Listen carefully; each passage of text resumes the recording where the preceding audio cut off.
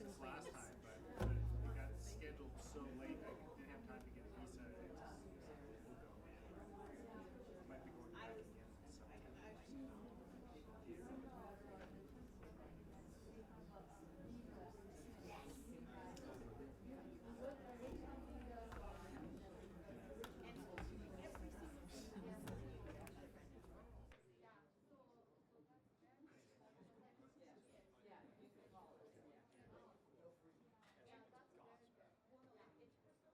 Well, I'll come by. I'll talk to you about how. Hey, Darvin and Sue, your name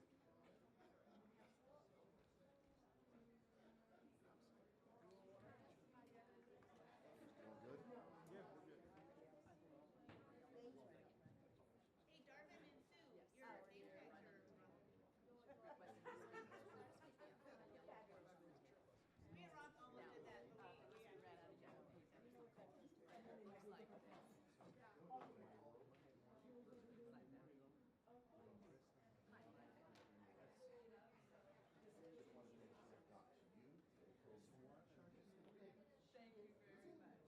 Me and Ron almost did that, but we ran out of time.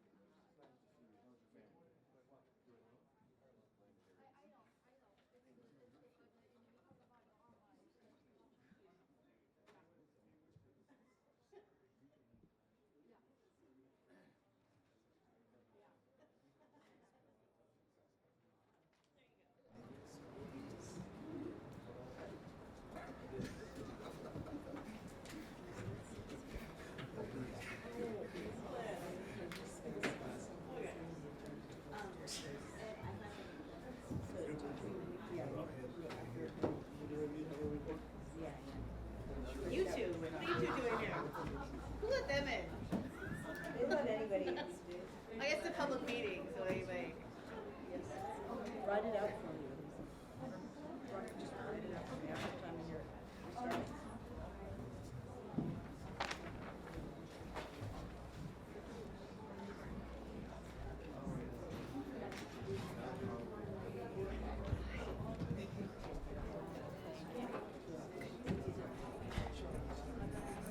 All right, we will recess the special Board of Education closed session to be convened later. And then we will convene the regular Board of Education open session meeting at 7:03. Mr. Wong, would you lead us in the Pledge of Allegiance? Please rise. Happily. You can please stand, please. Hand over your heart. Ready, begin. I pledge allegiance to the flag of the United States of America and to the republic for which it stands, one nation, under God, indivisible, with liberty and justice for all.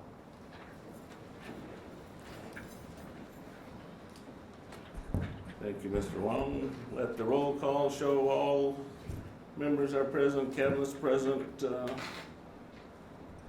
Moving on to item 2.4, report on the Board of Education study session held this date. We talked about our strategic plan and our LCAP plan and some of the funding for that, but took no action.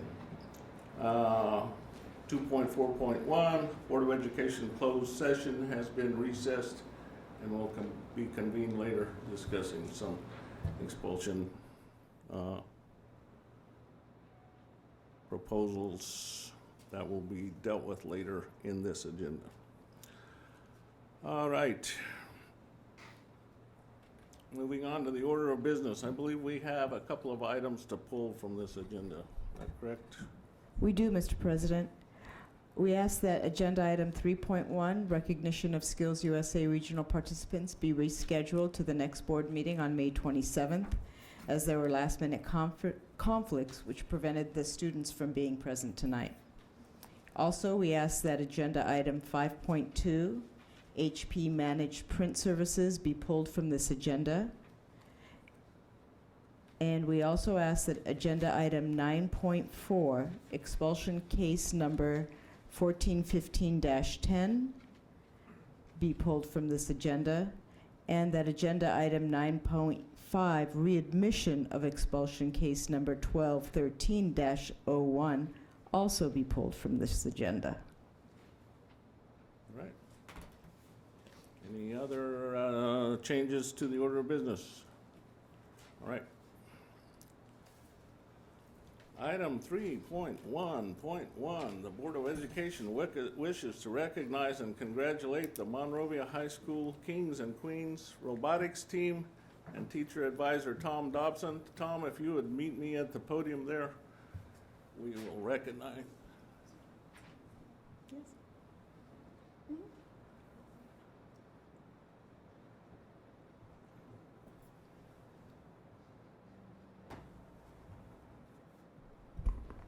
Are we on? We're live. I will just say before we let Tom introduce the team and talk a little bit about where they've been and what all they've done, this team has been out in the community for months here. But more than being just out in the community, saying here's what we're doing and support us, they've been doing great things in the classroom, in the robotics lab, and on the competition field. So we're so happy to be able to recognize you guys, and I'll let Tom describe what's going on. We appreciate you, Tom, for your leadership in this effort. Well, thank you very much. I thank you for inviting us to be here. And, you know, it's maybe best just to start where it all started. About 9 years ago, a group of students came to me and kind of asked, you know, maybe we could do some robotics. And there was 9 students, and we started off on this journey. And 9 students and a coach who didn't really know what the heck he was doing. And, you know, we just jumped in and we started building robots and competing in the first Tech Challenge robotics competitions. Each year it got a little bit bigger, and now, 5 years later, we have 5 teams and almost 50 students in our after-school robotics program. These kids probably put in more time after school on robotics, and I hate to say it, probably they do in their other academic endeavors. They spend a tremendous amount of time living and drinking and sleeping robotics. It's very inspiring as a coach to watch them do what they do. This year, all 5 of our teams managed to qualify for the LAFTC regional championships that were held at Monrovia High School. And one of our teams, the Kings and Queens, then qualified out of the regional championships by coming in second place in Spire, which is the top award in the tournament. And they qualified for the Western Super Regionals that were held in Oakland, California. That was where the top robotics teams from the 13 Western states all got together and duked it out to see who would qualify for the World Championships. And lo and behold, Kings and Queens managed to make it through and qualify for the World Championships on the strength of a second place design award. The judges really liked what they had done with their scoop. They had made it out of plastic and had molded themselves in an oven in their somebody's kitchen, right? Brian, was this your oven that they had molded this thing? And so the fact that they had, you know, come up with that technique was really exciting to the judges, and so that moved them on into the World Championships in St. Louis. And there were 162. 128, okay, sorry. 128 teams were, the top 128 teams in the world met at the World Championships. And these were teams from all over the world, not just the United States, teams from Mexico and Denmark and Germany and Romania and Italy. Truly an international group of robotics students. And it was amazing to watch. It was really fun, and the Kings and Queens ended up placing in the top 100, which is a huge achievement. The fact that they made it to the World Championships and were ranked as one of the top 100 teams in the world, I find it humbling. It was amazing. So I'd like to introduce the Kings and Queens. Let's see, should I go ahead and Francisco, come on up. Thank you. Come on, you're good, you're good. Thank you. And stay. And Osvaldo. And Camille.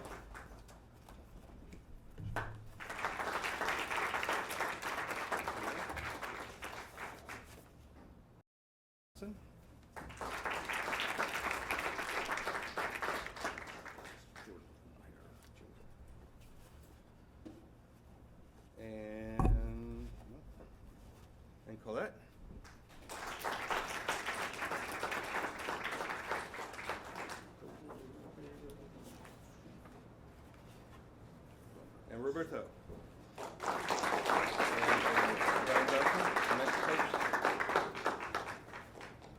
And I would like our dedicated coach, Brian Johnson, to also coming up and be part of this, because he puts in a tremendous amount of time and hours making sure that these young folks really can compete well.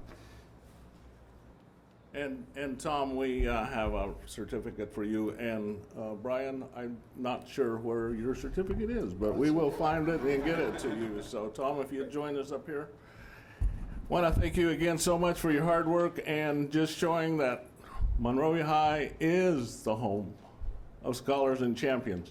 The boards are going to join me in to welcome you, and we'll have a photo opportunity here for those that would like to take a photo.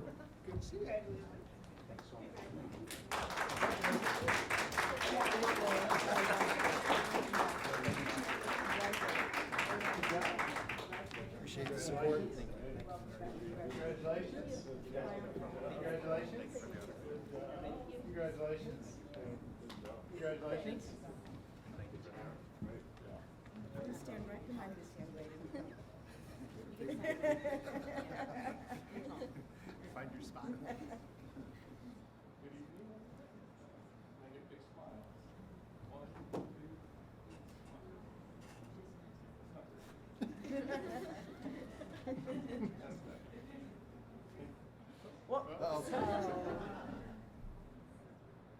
Yay.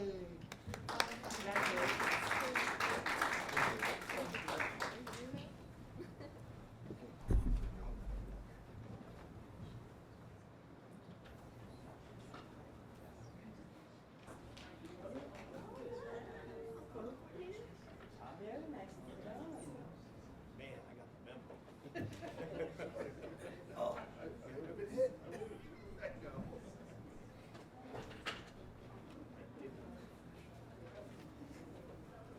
All right, thank you so much. Always fun to see these kids that do so much and so wonderfully in these competitions. Item 3.2 is board member reports. Board member Zuko has a report. I just have a short one. Wanted to thank Ken Singleton from Food Services and the cabinet and everyone that made this morning's staff appreciation pancake breakfast a lot of fun. It was nice here in the parking lot, and we got to flip pancakes, and I didn't get quite enough bacon, Darvin. I saw a lot of bacon, and I only got like a couple pieces of bacon, but it was very nice, and I know all the campuses do a lot for the teachers, but it was, and the staff, but it was a very nice, I like the tradition of doing that, and so it's very nice. Thank you. That's all. And I'd just like to say one thing, and that is a big, big thank you to PTA. I haven't had a chance to do a report since the PTA Founders Day, and that was a great event, recognizing those folks that do so much for our schools and work so hard to make our students' experience even better. So thank you again to PTA and to all those folks, particularly the awardees, but all the PTA members that help us so much every day. All right, anything else from Mr. Williams? Thank you, Mr. President. I just wanted to thank the Rotary Club of Monrovia for their generous donations to the PTA of Mayflower. That's it. All right, moving on to item 3.3, report from Dr. Thorosian. Thank you. I have a few updates, Mr. President. Members of the board, I am excited to announce that we have officially learned Monrovia High School has earned the gold ribbon designation. Now,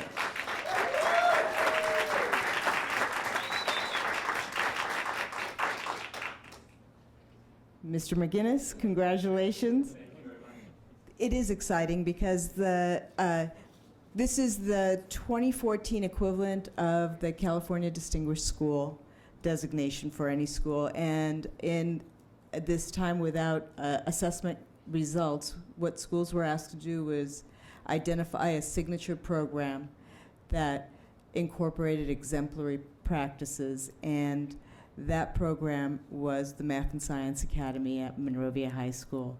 And so we had a team from the LA County Office of Education come and walk through our classrooms from the MASA program, the Math and Science Academy program, as well as meet with the counselors, some teachers, parents, of course, the administrators, look at some of the data, and they were so impressed. They want everybody to come and look at that MASA program and see how it might be replicated. So, and we all know that nothing happens in a vacuum.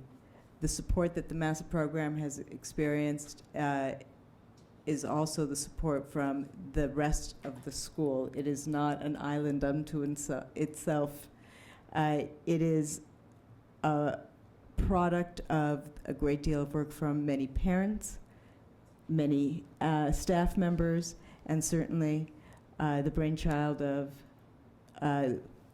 somebody here on our cabinet, Dr. Jackson, and enjoying extreme support from the board. Nothing is possible without that. And so we're very grateful for the leadership and the continued support of that extraordinary program. Monrovia High School has also, again, been recognized as a silver school from U.S. School News and World Report rankings, and that's available online, and we'll put a link to that on our website, as I'm sure Mr. McGinnis will from his. We've also been enduring, and that's the correct term, federal program monitoring visit. This is a visit that identifies all of our practices and checks to make sure that we are in compliance with everything. Ronnie Maddox should be commended for the almost 1,000 documents that she uploaded or found as a result of this monitor. And we were hoping to get 0 findings. We got 1 that we've already corrected and will be submitting within the next couple of weeks. And it is simply a detail. It's very exciting, and we're all very happy that this part is behind us, because Ms. Maddox would not have been able to complete any of her work without many of our staff members, particularly our principals, who worked tirelessly to make sure that those documents were in place and available. So it's an extraordinary amount of work that nobody had been anticipating this year. She's not sure what she's going to do next year now that this is over.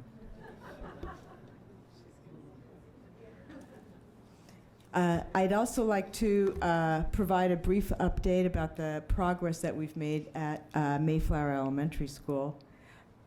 It's nice to see the group here. As you know, we began discussing field renovations back the summer in July for Santa Fe, Clifton, and Mayflower Elementary Schools. And the reason these renovations needed to occur is because with the economic recession that we endured, we deferred many maintenance items, some which were critical for our campuses, including fields, which had gotten to a condition where it was almost not safe to either have PE classes on them or have intramurals or have kids run through them for recess or lunch. So that became a priority for the board, and the discussion for field renovation began in earnest probably in October of this year. The January 14th and February 11th board reports about the Mayflower project and the community meeting at Mayflower on January 26th included an additional item, and that was the fencing, because the board, in its effort to look at a comprehensive project, recognized an interest in replacing the lower fence, and thought that by combining that project with the field renovation, it might be more cost effective, which it was, according to Mr. Marchetti.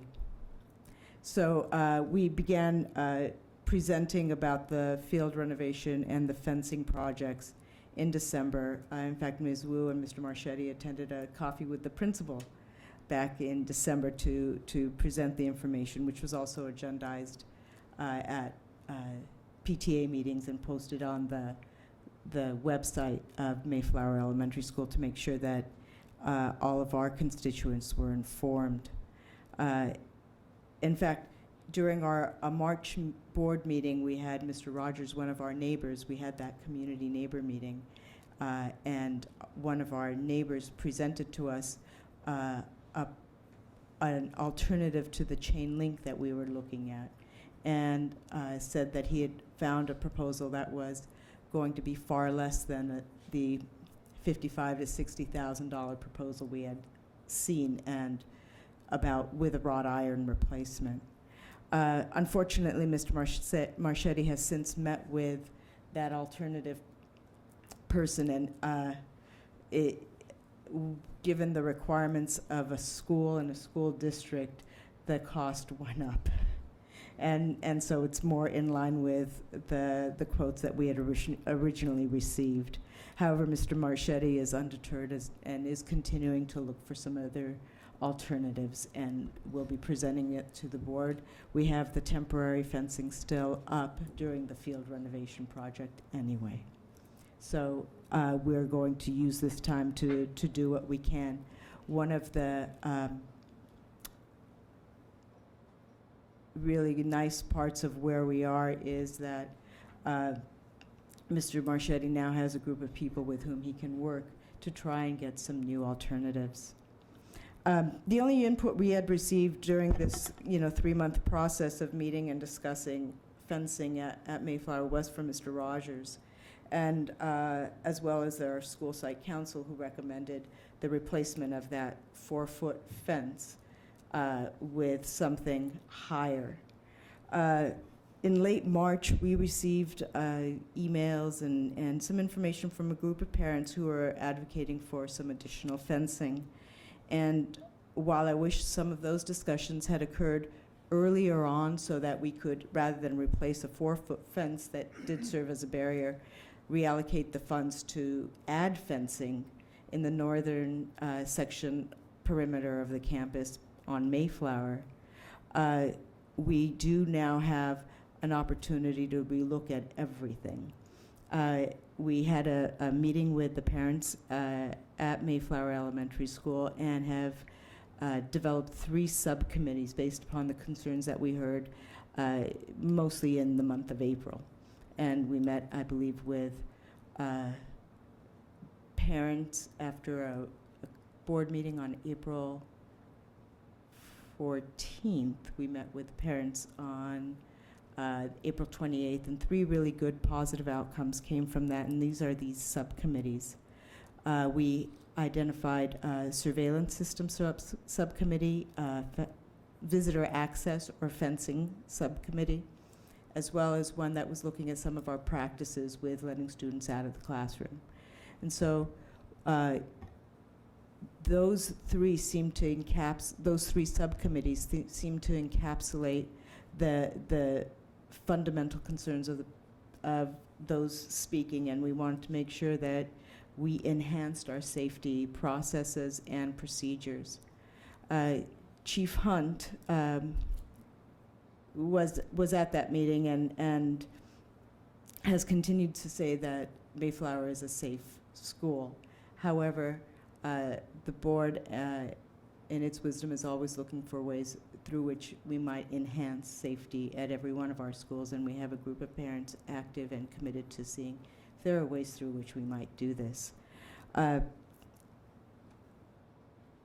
In fact, it was through the communication with parents, we communicated one of those concerns to teachers at Mayflower Elementary School, and within days they came up with a solution that met everybody's needs, and it was fairly simple. So actually speaking with teachers who are implementing their own practices, whether or not they are widely known, and they are practices that teachers can alter in order to meet the unique needs of every community.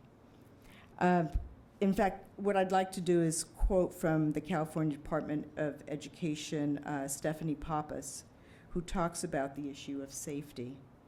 She said that it's one that's under local control and that communities are diverse and have varying needs.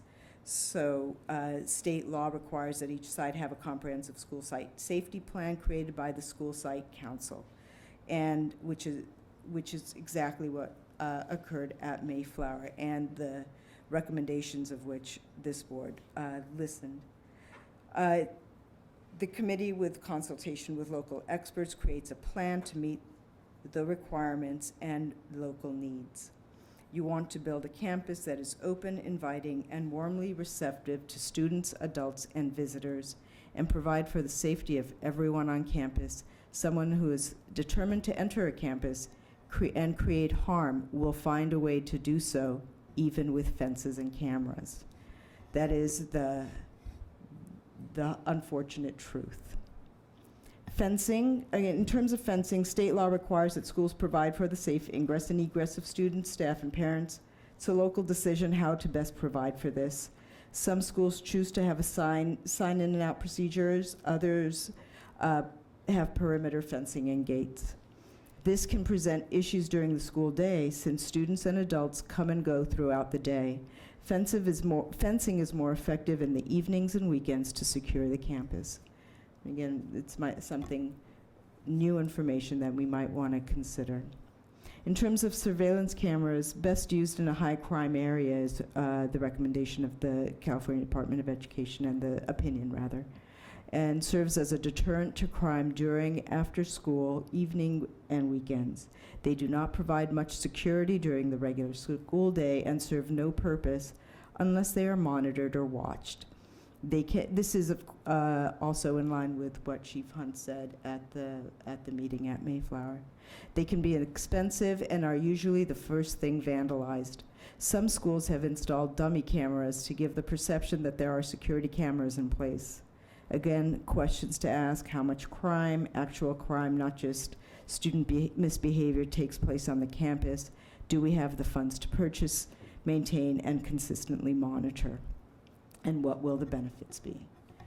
So these are just some information that we might want to consider and incorporate in terms of our conversations that we've been having at the subcommittee level, and I wanted to make sure to make that public as our subcommittees meet. I believe that 2 of our subcommittees have met, and by the end of the week, all 3 of our subcommittees will have met.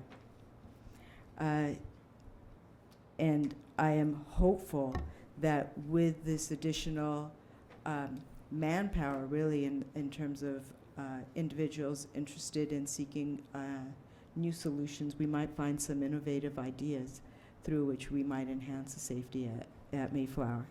But I will continue to update the board as we progress. And for those of you who volunteered to be part of those subcommittees, thank you very much. Your efforts have been will make a positive difference on our campus. So thank you. Thank you, Dr. Throsian. I just want to emphasize, Chief Hunt was very clear. Chief Hunt is the head of the police department, the leading safety, security expert in the community of Monrovia. He was very adamant that Mayflower is Monrovia is a safe city, and that he was well pleased with our safety plans and what was going on at Mayflower. I also wanted to ask you how soon we're going to get our logos up at Monrovia High and in our boardroom. How long do you think that might take? I'm anxious. We've been waiting for that one. There's been a hole in that group on that side for several years, and we're going to get to fill that in now with the silver, with the Golden Ribbon Award. So on May 22nd, there will be an awards ceremony with State Superintendent Tom Torlakson in San Diego, where we hope to get some new information and perhaps a logo. We're all keeping our fingers crossed and listening to new information so that we can actually have it emblazoned. we will look forward to that. Thank you. Item 3.4 is public comment for items not on the agenda. The board encourages public participation, invites you to share your views on school business. Those of you that would like to do that, please complete the Addressing the Board of Education form and give it to Ms. Miraconda here. Ms. Mariconda, do we have speakers this evening for items not on the agenda? Yes, Mr. President, we do. First speaker is Michael Eggleston. Michael Eggleston. If you would like to take the podium there and speak into the microphone, please.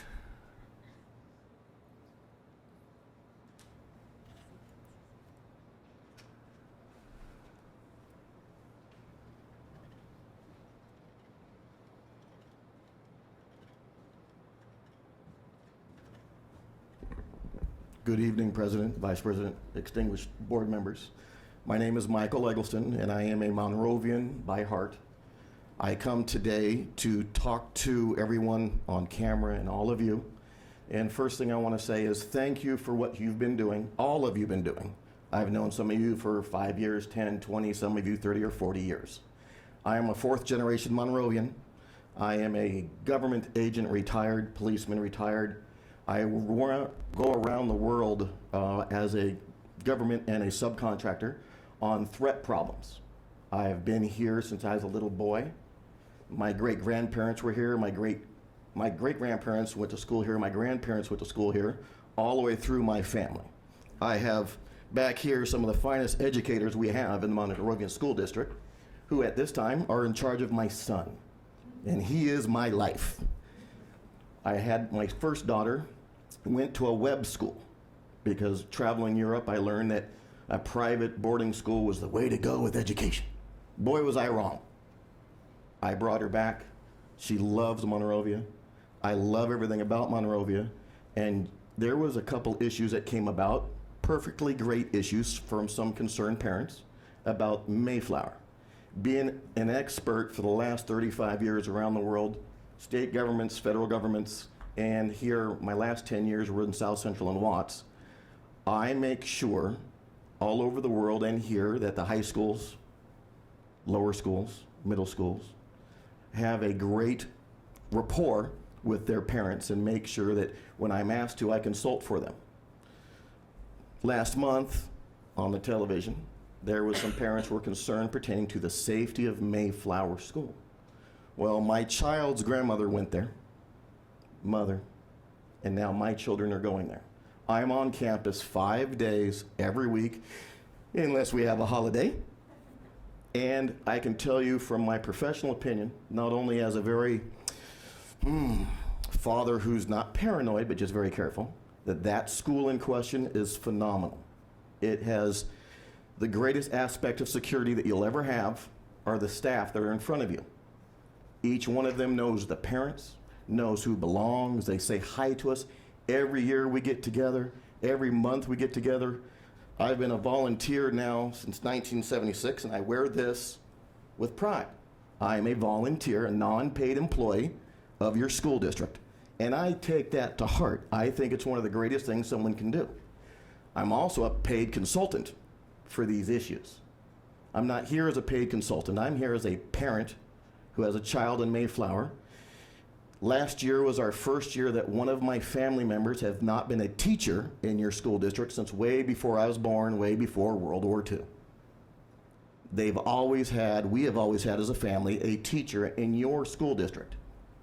I'm very happy that my wife graduates USC on Friday, and she's hopefully going to join your school district because she's graduating with a master's in education.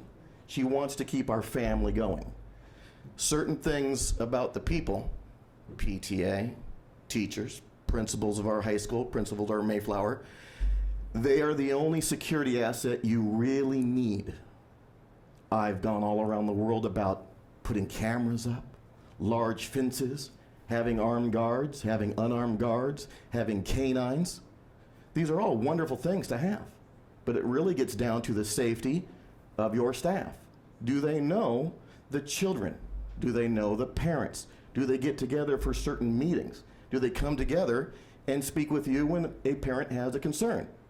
I think on the 15th and the 19th or sometime during last month, I saw on the telly that some of the parents had issues about Mayflower. They are well-founded issues because it's in their heart. It's what they feel. This year, I've seen so much work done just in this 5 months of this calendar year at our schools. My old neighbor, Mr. McGinnis, has moved over to the high school, left Mayflower to go to high school. Love it, because now he's running a whirlwind educational program, as just been announced, another award. I want to tell you, as a father, as a security professional, as a peace officer, as a government agent, Mayflower is exquisite. As with Santa Fe, my auntie Gail LeBeau worked there for years and years. Mr. Hammond came to her funeral. That was how nice the people in Monrovia are. My auntie Fawn Wood, back in the 30s, was working here. Last year, Marlene Wood left, retired from Mayflower, was the nicest teacher ever. It's about people. It's not about men like me or women carrying guns, looking in videos. It's about human tendencies working together as family and friends of a school district. And I must applaud you first. You are all the workers there who keep my son safe. And applaud all of you for hiring wonderful people. So I just wanted to say thank you to all of you and to the wonderful staff at our school. Thank you for your time.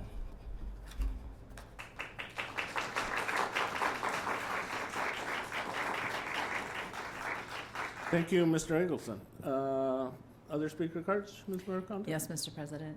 Sarah Edgington.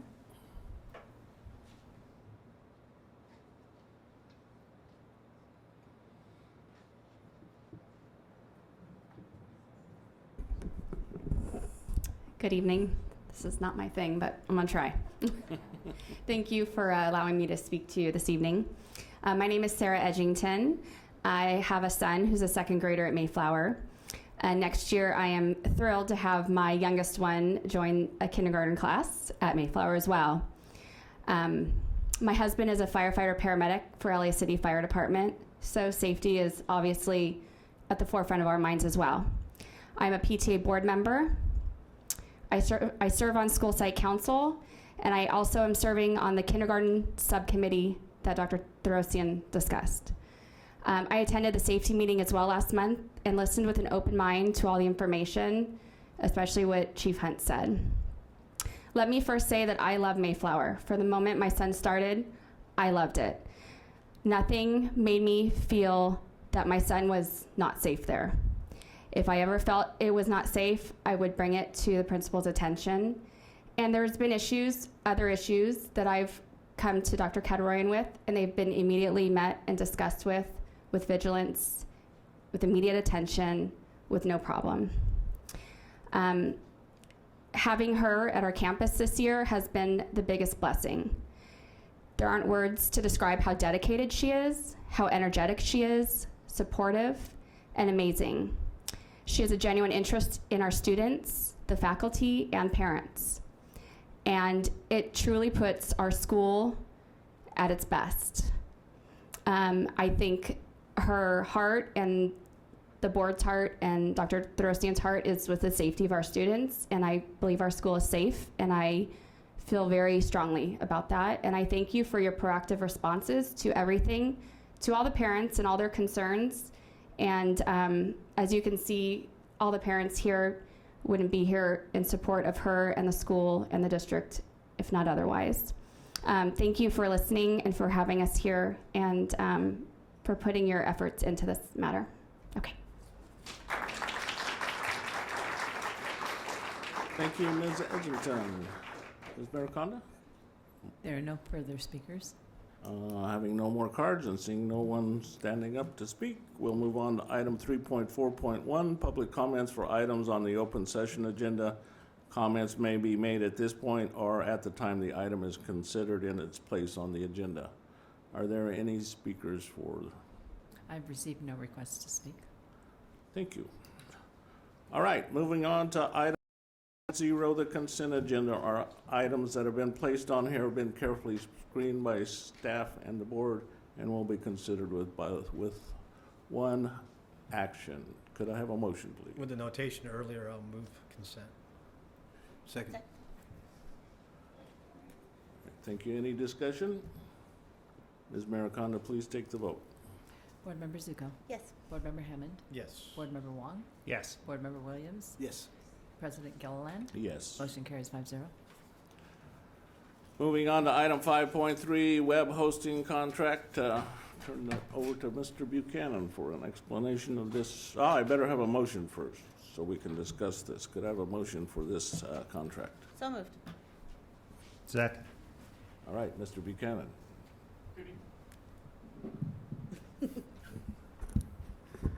Good evening, President Gilliland and the board. This evening, I'm asking the board to award a 3-year contract to Edleo Inc. for web hosting effective starting July 1st, 2015 through June 30th, 2018. Monrovia Unified uses web hosting for the district and school websites. Our current provider, the contract ends in June 30th. Their price will increase due to changes in federal funding to over $19,000 a year. So a team and I went out looking for an alternative solution, and we selected this solution, Edleo, and their costs will be around $6,800 per year with a $2,400 startup cost. So a significant savings for the same service. Any questions or discussion? Ms. Mariconda, please take the vote. Board Member Williams. Yes. Board Member Wong. Yes. Board Member Hammond. Yes. Board Member Zuko. Yes. President Gilliland. Yes. Motion carries 5-0. Item 6.3 is a new course offering for the high school advanced placement Spanish language and culture. Could I have a motion? Second. All right, Dr. Kaiser. Yes, we're seeking approval for a new course offering for the high school students, Advanced Placement Spanish Language and Culture. This course is for non-native and native Spanish speakers, and it is an AP course that may be used for AP Advanced Placement credit. Dr. Kaiser, what year is it going to be offered? It'll be offered beginning next year. I mean, for what grade level? This is for students that have taken Spanish 1 and 2, so it can be taken at sophomore, junior, senior year. Thank you. Is there a corresponding exam to go with the culture and? Yes, there is. Any more questions or discussion? Ms. Mariconda, please take the vote. Board Member Wong. Yes. Board Member Hammond. Yes. Board Member Williams. Yes. Board Member Zuko. Yes. President Gilliland. Yes. Motion carries 5-0. Item 6.4 is a new course offering for high school students video game design foundation. So moved. Second. All right, Dr. Kaiser. Okay, we're seeking approval for a new course offering for the high school students in video game design foundations that will give them many technological experiences. This will count toward their fine arts graduation requirement at Monrovia High School. Does it meet a science or a math requirement? At this point, it's in the fine arts area. And are we considering any kind of coding classes? Because, I mean, how are kids going to walk into a video game design class with no computer programming? This has some preliminary coding in the curriculum. Oh, great. Other questions or comments? Ms. Mariconda, please take the vote. Board Member Zuko. Yes. Board Member Williams. Yes. Board Member Hammond. Yes. Board Member Wong. Yes. President Gilliland. Yes. Motion carries 5-0. Item 6.5, public review of recommended textbooks. Dr. Kaiser. To go along with our AP course for Spanish language and culture and the course of video game design, we are going to have on public review the textbooks TAMUS Language and Culture and Video Game Design Foundation 2nd edition and the Video Game Design Foundation Software Design Guide 2nd edition in hopes of having these board approved at the next board meeting. And those will be available at both the district office and the high school? Yes, they will. Any other questions, comments? All right, thank you. And is there any problem bringing those back on consent? No, so you can bring that back on consent. All right, moving on to item 6.12, report on dual immersion language program. Dr. Kaiser. Yes, we have with us tonight two of our illustrious principals, Mrs. Cindy Lathrop and Mrs. Suzanne Heck. Mrs. Cindy Lathrop will be reporting out on the progress of the dual immersion program Spanish at Monroe, grades TK to grade 4. Next year we will be adding grade 5. and Suzanne Heck will be sharing with us the plans for the TK and kindergarten dual immersion program for Plymouth for next year.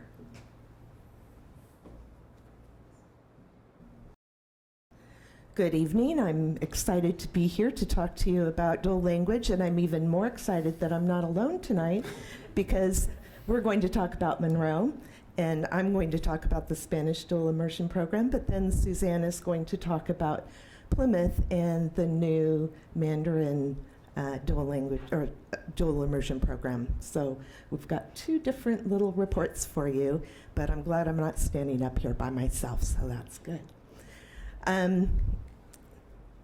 So just a little background, you've had this information before, but at Monroe, the Spanish program is a 90-10 model, which means the majority of the day starting in TK and kindergarten and first grade, the majority of the day is spent in Spanish with just a little of the day reserved for English, intensive English that is.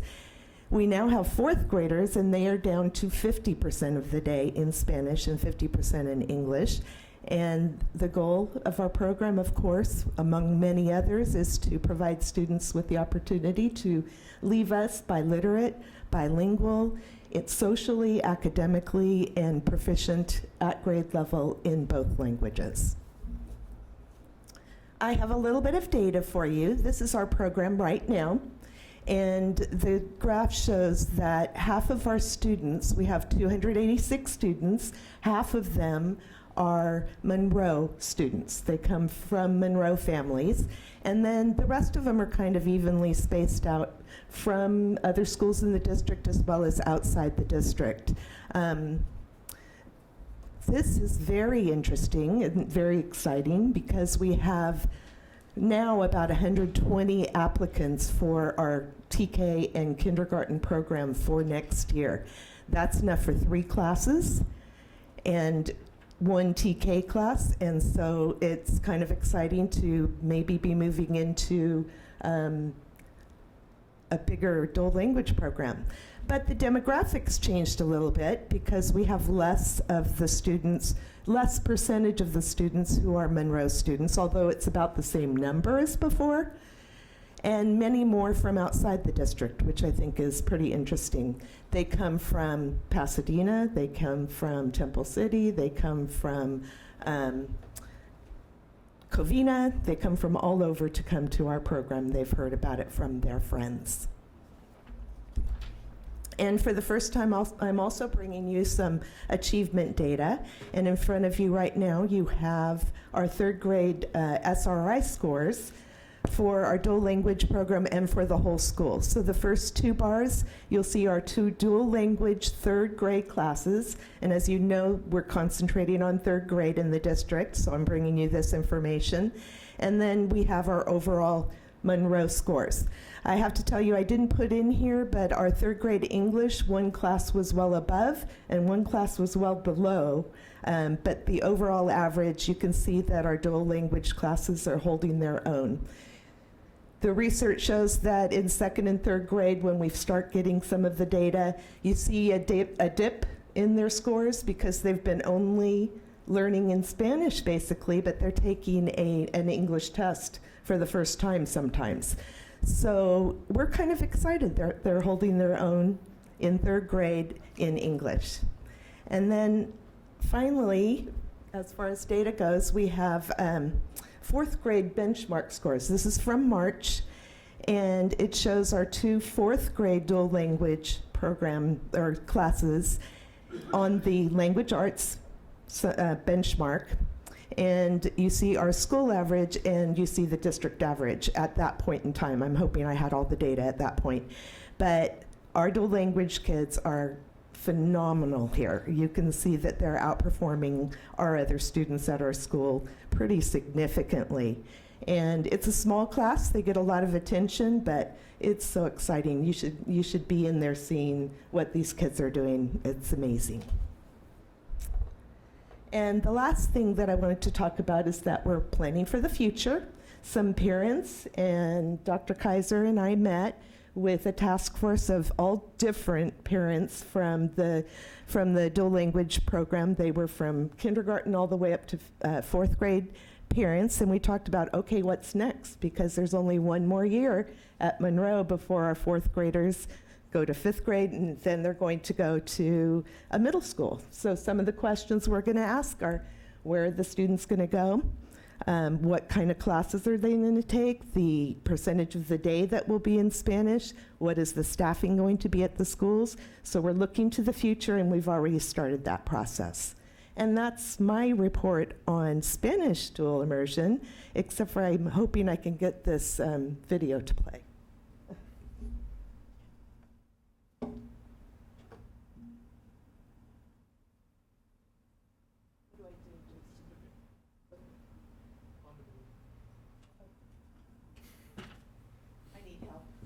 We've never had a meeting in which we didn't need help on technical.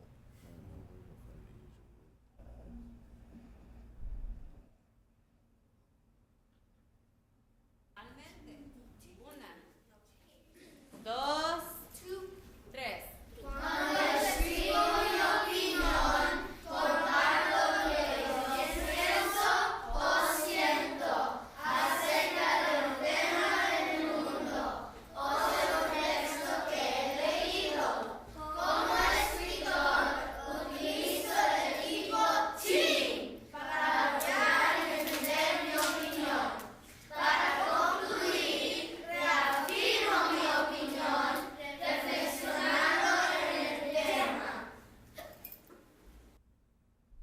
What you saw there was a chant that is based on some work that all of our teachers in elementary school are doing on with Nancy Fetzer strategies.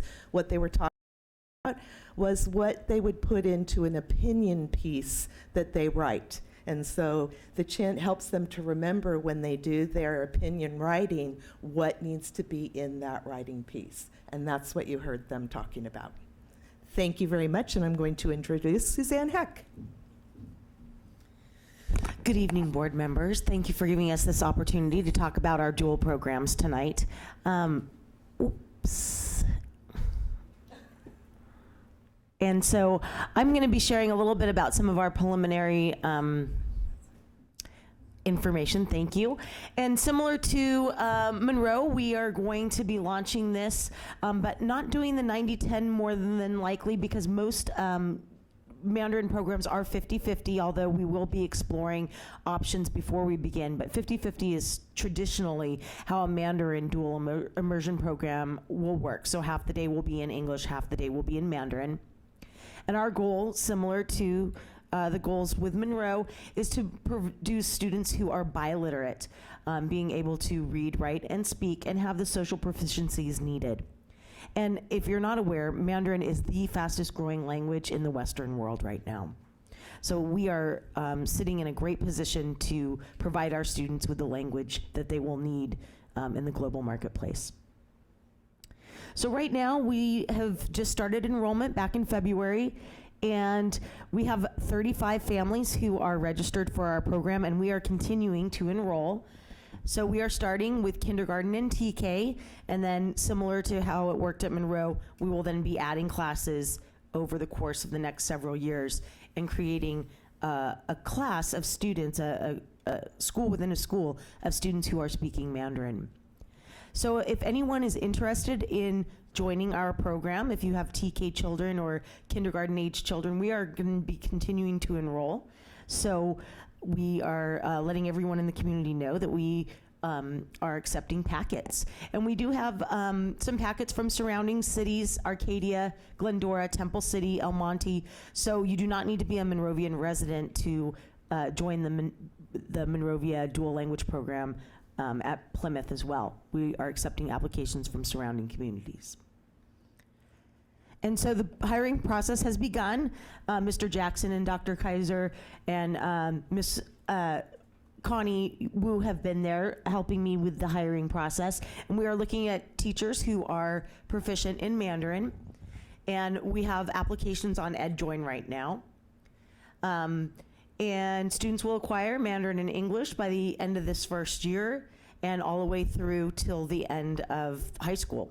That is our goal, hoping that they end with the seal of biliteracy. And the benefits not only of Mandarin, but also of a dual language program can be seen here on this slide. It does give students stronger cognitive skills.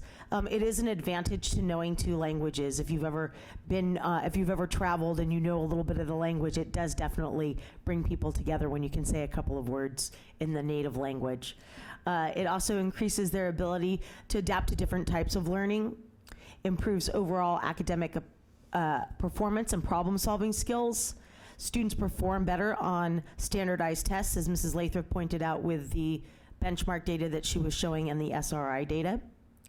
And young children, when they learn at this young age, can begin to have a native-like speech, and it does open up a lot of opportunities for them as they grow older in the global marketplace. So I thought this was a fitting quote. I was given the opportunity to travel to China and learn just about that much. But I have to say, when I meet people from China now, a couple of little words here and there, and they are just so thrilled that you can say hello and thank you and goodbye, and I can even count to 10. And so I thought this was a fitting quote because Nelson Mandela said, if you talk to a man in a language he understands, that goes to his head. If you talk to him in his own language, it goes to his heart. And I think that's exactly what we want our students to be able to do, is to really be completely competent, both academically and socially, in our dual programs here in Monrovia. Any questions? One comment from me first, and that is it's so good to see the data supporting what we were supposed to see. When we started considering this, all the research showed that it resulted in increased performance by the kids that were in these programs, and it's good to see that data is supporting that in our own schools. One question, so far we've been able to accommodate everyone that's applied for these programs, is that correct? No, not really. We've had waiting lists for the last couple of years, but just short waiting lists. This year, if we do not implement a third kindergarten class, we will have more than 30, and we're getting people in still all the time. We have already more than 30 that would be on a waiting list. Okay, so there are times we haven't cleared that waiting list. Right. We have a few on the waiting list. Not very many each year. Every year gets more, but last year most of the waiting list went to first grade. The parents wanted to get their first graders in because they missed the kindergarten, and then we had just a few on kindergarten. Okay. Other question? Thanks so much for that great report. Thank you. Okay, moving on to item 7.6, the 2014-15 student attendance report. Ms. Wu. Yes. This school year, our P2 attendance end of March 26, and P2 attendance is the majority, the attendance number generated for next year's funding. And this year, our P2 attendance is 5,649.21.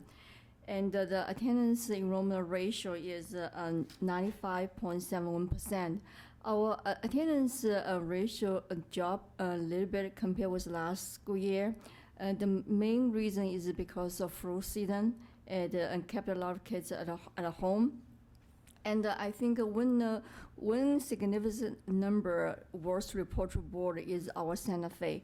This school year at the P2, our Santa Fe school, their attendance ratio is 97.2, which means that in the 10 years history of this school district, this is the highest rate of attendance. So I want to take this opportunity to thank Santa Fe, the teachers, staff, and the principals, and the assistant principal for their wonderful work done to make sure that we have a slogan here. One time in class, every day, it pays to be in school. That definitely paid off. And thank you for Mayflower staff and also the parents and for the great job you guys done. Thank you. Are there questions, comments? All right. Thanks so much. Moving on to item 7.9, pricing advisory services. Could I have a motion, please? So moved. Second. Ms. Wu. Yes, thank you, Ms. Gilliland. The purpose for district hiring the price agency in the process of our 2006 Measure M bond refinance is make sure that all the professionals in the team, they exercise their due diligence and make sure that the district will get the best price. And in the process of the bond issuance, normally the district hire financial analyst. The cost of financial analyst in the whole process is around $60,000. Because our nature of refinancing, we feel that the pricing agency, their service is good enough for us to get a good deal, and the pricing agency normally costs around $10,000. The company we hire is for board approval is called K&N Public Finance, and their quote is for $8,000. Questions or comments? Just a real quick comment so people understand how this works. Since this is a refinancing, this is typically not as complex as putting out a new bond issue. In a new bond issue, oftentimes we'll get a financial, and their job is to come in and try to give us different ways of doing things. But in this particular case, since we're fairly confident on what we're doing and what the structure is going to be, we just want to make sure that we are getting the very best price possible. So in addition to our underwriters, the people who are selling the bonds, going out and selling it, we have another person who's coming in to make sure that we truly are getting the best price. And for this function, very, very low cost versus the amount of money that we would possibly risk by not having them. All right, Ms. Maricondo, please take the vote. Board Member Hammond. Yes. Board Member Williams. Yes. Board Member Zuko. Yes. Board Member Wong. Yes. President Gilliland. Yes. Motion carries 5-0. Item 8.5, collective bargaining agreement. Could I have a motion, please? So moved. Second.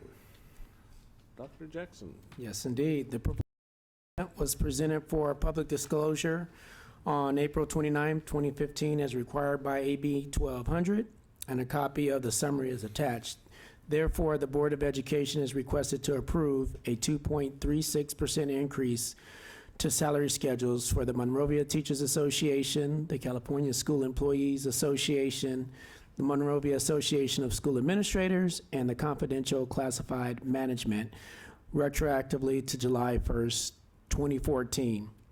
In addition, the budget increase of $870,000 approximately per year from the unrestricted general fund will be added to the district's 2014-15 operating budget and multi-year budget projections that our CFO, Connie Wu, has assured us that we are solvent as a district. And I got a letter as board president from the LA County Office of Education that said they had reviewed that and we were going to be solvent. Okay. Any comments or questions? Ms. Maricondo. Board Member Williams. Yes. Board Member Zuko. Yes. Board Member Wong. Yes. Board Member Hammond. Yes. President Gilliland. Yes. Motion carries 5-0.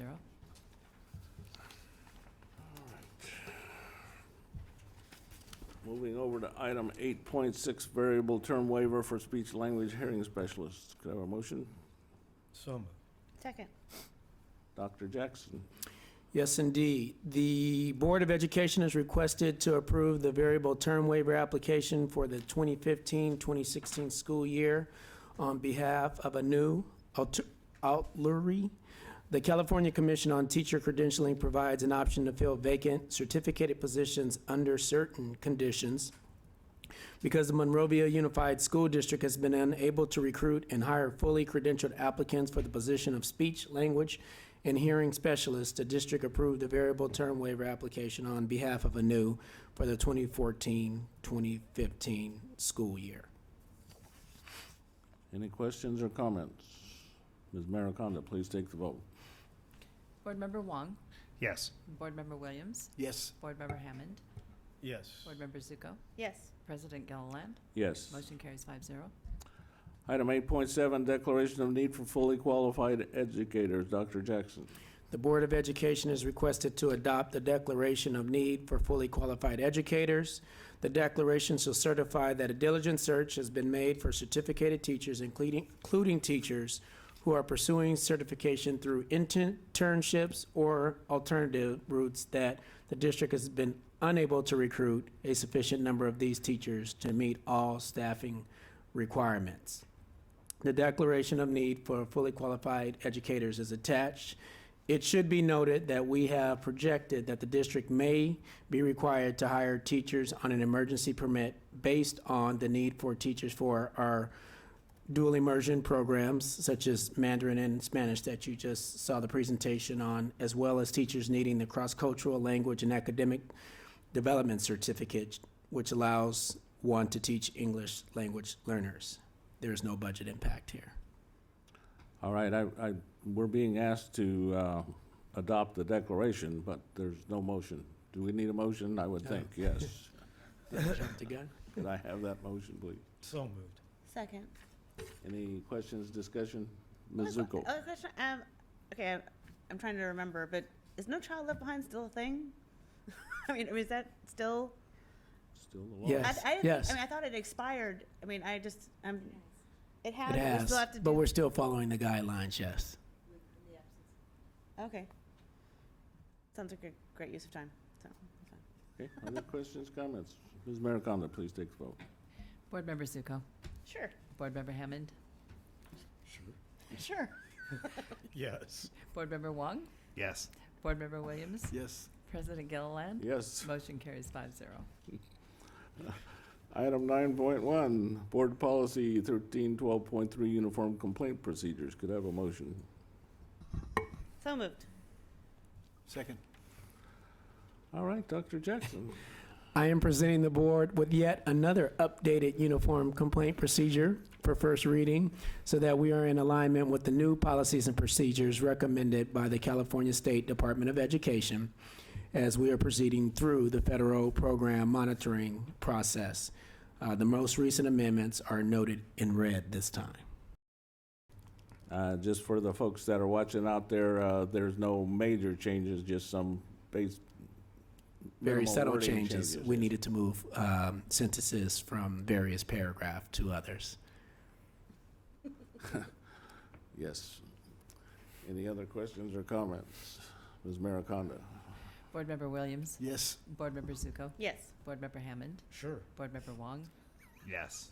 President Gilliland. Absolutely. Motion carries 5-0. Okay, at this point, we would like to, or we will need to, recess the open session and reconvene our closed session so we can complete our discussions on the expulsion cases there. So we will be back as soon as we finish that closed session discussion. Like that's watching out there, that because these are student issues and privacy issues involved, this requires closed session discussion.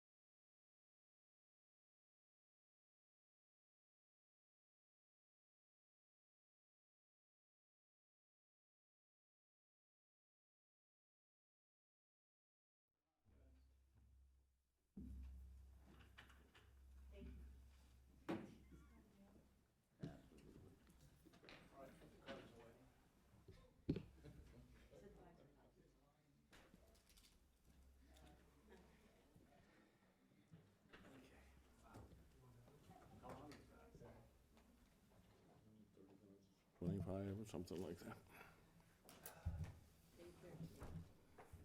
13.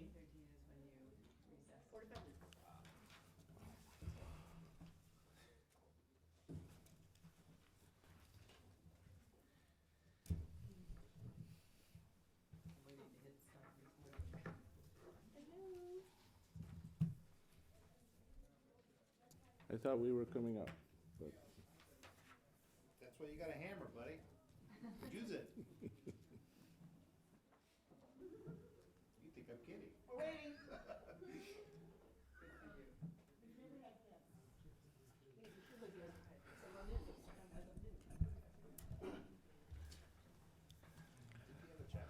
Yeah, I had to check. Terrence is busy serving up ice cream. okay, we will adjourn the special closed session. No action was taken, and we will reconvene the open session at 8:58. Item 9.2, consider expulsion case number 1415. Do I have a motion? I move that expulsion case number 1415-08, student 111106260, be expelled for the remainder of the current term and first term, yes, of the 2015-16 school year. The expulsion is based on the findings of fact that the student violated the following provisions of the Ed Code 48900. No, I'm sorry. I thought it was 9 is 8? 8. Okay, we discussed them in the other order, so I'm sorry. Yes. Committed or attempted to commit sexual assault or battery, and 48915, committing or attempting to commit sexual assault. Second. Any discussion? Ms. Maricondo, please take the vote. Board Member Zuko? Yes. Board Member Williams? Yes. Board Member Wong? Yes. Board Member Hammond? Yes. President Gilliland? Yes. Motion carries 5-0. Item 9.3, consider expulsion case 1415-09. I move that expulsion case 1415-09, student 111104284, be expelled, but suspend enforcement for the remainder of the current term and first term of the 15-16 school year. The expulsion is based on the findings and fact that the student violated the following provisions of the Ed Code 48900, caused or attempted to cause or threatened to cause physical injury to another person, or engaged in an act of bullying, including but not limited to bullying committed by means of an electronic act. Second. Any discussion? Ms. Maricondo, please take the vote. Board Member Zuko? Yes. Board Member Hammond? Yes. Board Member Wong? Yes. Board Member Williams? Yes. President Gilliland? Yes. Motion carries 5-0. Item 9.6, pending board issues. Are there any questions or concerns about the pending board issues list? Hearing none, we'll move on to item 10.1, regular board meeting. The next one is next Tuesday, so put that on your calendars. At 5:30, we will celebrate the Classified Employee of the Year with the Personnel Commission. Mr. President, that is a typographical error. It should be 4:30 that the Personnel Commission will convene. All right, we will, if you come at 5:30, you will miss it. I'm going to have an issue that day. All right, And that is the day of my last chemotherapy, so I will not be here. we wish you well. that I day. know, I hate to miss it, but I am glad it's my last one. Yes. Yes. So are we. Yes, we are. Yes. Then we have 3 regular board meetings coming up, May 27th, June 10th, and June 24th. Memorial Day is coming up, sites will be closed, and then we have graduations. Canyon Oaks on June 2nd, Monrovia High on June 4th, and promotions coming up for middle schools, so it's gonna be a busy few weeks.